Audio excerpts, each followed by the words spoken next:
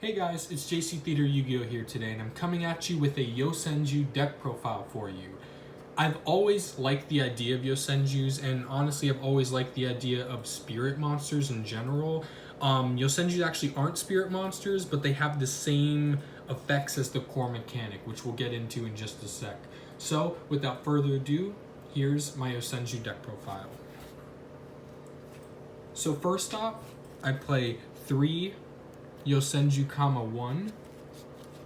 All of the Yosenju kamas have the same effect that where when you normal summon them, you can immediately after they're normal summon an additional Yosenju from your hand, and then if they're normal summoned during the end phase of that turn, you have to bounce them back to your hand, which is the same effect as spirit monsters, where they bounce themselves back at the end phase of the turn they're summoned. This is a very interesting mechanic, and it actually leads to some fun interactions with some cards. Specifically with Yosenju, 1, his unique effect is that you can, if you have another Yosenju on your side of the field, you can bounce an opponent's monster back to their hand once per turn. So that's definitely good. Additionally, I play 3, 2.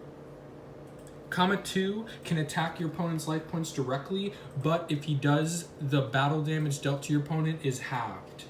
And then finally, for the kamas, I play 3, 3, which his unique effect is that if you deal battle damage to your opponent from a Yosenju monster, you can search a Yosenju from your deck, a Yosenju card from your deck, and add it to your hand. So he's kind of the searcher of the deck. Sadly, only if you deal battle damage to your opponent, so it's a little slow and unreliable sometimes, but it definitely is good when you get the effect off.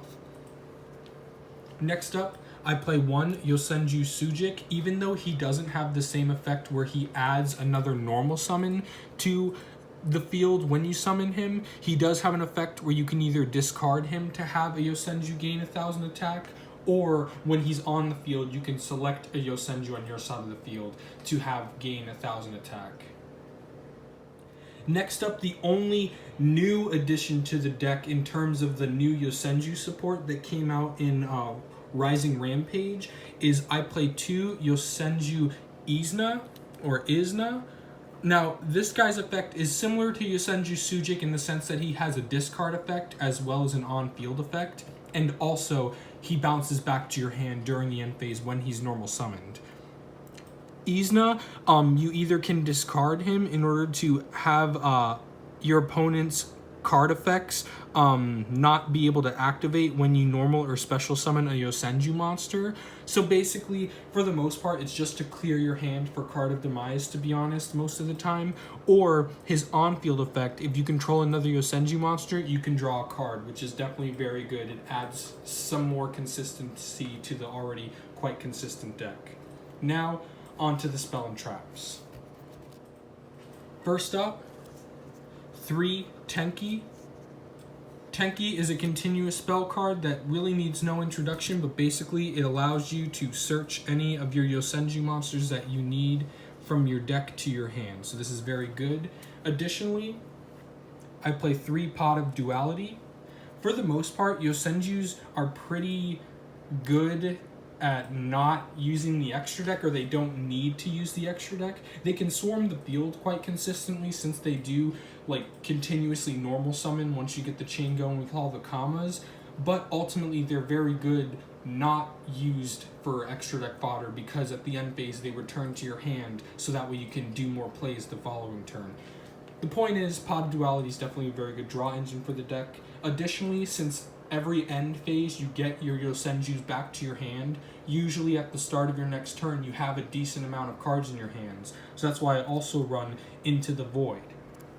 Into the Void is another draw card where if you have 3 or more cards in your hand, you can draw a card. And if you do during the end phase of this turn that you use it, you have to discard your entire hand. The good thing is the way I believe it's a chain link that works this way, is that during the end phase, the Yosenjus bounce back to your hand and Into the Void's effect activates. You just use Into the Void's effect first to discard your hand when you don't have anything in it, and then the very last thing you do during your end phase is you add those Yosenjus from your field back to your hand. So that way you kind of counter that negative effect. Next up, speaking of negative effects, we have 3 Card of Demise. As you may have noticed, even though the monster count is kinda high for a Card of Demise deck, coming in at, I believe, 12 or 11 cards, I believe it's 12. 12 monsters, Card of Demise is very good in this deck because you get rid of the monsters quite quickly from your hand. This lets you basically draw 3 cards if you don't have any cards in your hand, and then for the rest of the turn, sadly, your opponent takes no battle damage, and during the end phase, you send your entire hand to the graveyard. Since we're running a lot of spells and traps in the deck, you would set all of your spells and traps, and again, like I said, same concept with mitigating the Into the Void risk is just activate Card of Demise's effect to discard your hand, and then after that, add your Yosenjus back to your hand. Since Yosenjus will not be on the field during your main phase 1 until you summon them out, since they'll all be bouncing back during the end phase of the last turn, Dark Hole is basically a Raigeki in this deck because you can destroy all monsters on the field, aka all your opponent's monsters, and then you start summoning all your Yosenjus. For some draw power as well, I play the 1 Upstart Goblin. And then because the Yosenjus go mainly to the hand, and since we aren't too worried about any kind of graveyard effects or anything, I do play the 1 Dimensional Fissure because it does mess with opponents' plays that have effects that activate in the graveyard. Additionally, a spicy option that I play is 1 Burning Land, since so many decks nowadays, even like Mystic Mind and stuff, they rely on, of course, their field spells. Burning Land is just a one of that when activated, if there are any field spells on the field, you destroy them, and during each player's standby phase, the turn player takes 500 damage. So it just kind of is a burning effect over a period of time, as well as gets rid of some field spells that may be a problem. Same thinking behind Dimensional Fissure, I do play the 1 Macrocosmos. And then for some just disruption, I play the 1 Solemn Warning. I can't find my Solemn Judgments right now, but I think I would maybe rework this a little bit, maybe get rid of the Burning Land and Warning and just play 2 Solemn Judgments, or even 3 if you want to remove something else. But for the most part, let's just get on with the rest of it. I play 2 Lose 1 Turns. Lose 1 turn is pretty good since it mainly affects your opponent because you don't do much special summoning in this deck. And since during your opponent's battle phase, your Yosenjus will all be in your hand and not on the field, Drowning Mirror Force is a very, very good card in the Yosenju deck because it's when your opponent does a direct attack to you, or they declare a direct attack, you shuffle all attack position monster your opponent controls into the deck, which is a very good removal option, and also all attacks your opponent deals to you will mainly be direct attacks because you don't have any monsters on the field. Finally, the last 3 cards are a similar vein as the 3 Dark Holes in the deck, and that's the 3 Torrential Tribute.